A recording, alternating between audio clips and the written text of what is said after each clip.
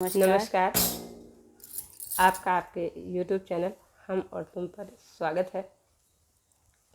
आज आपके लिए एक भुराहरी गीत लेकर आए हैं जो सुबह के समय गाया जाता है। शादी के एक दिन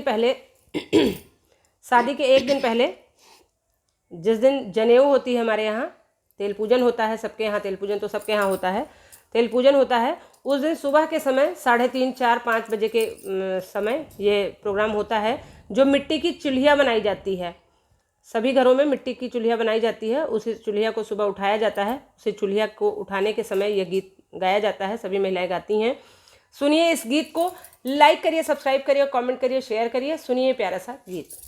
काहन केरी तोरी चूल्हिया, काहन लागी उचकुन रे, कवन रनिवा भतरिंदनी, कवन देई पूजाई रे, कवन रनिवा भतरिंदनी, कवन देई पूजाई रे।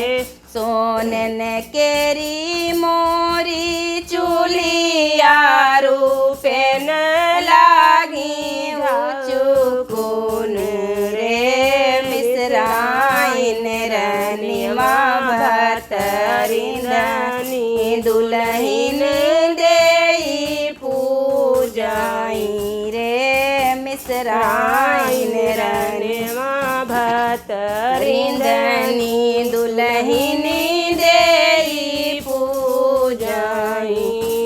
सोनन केरी मोरी चूल्हिया, रूपेन लागी उचकुन रे, शुक्लाइन रनिवा भतरिंदनी, दुल्हिन देई पूजाई रे, शुक्लाइन रनिवा भतरिंदनी, दुल्हिन देई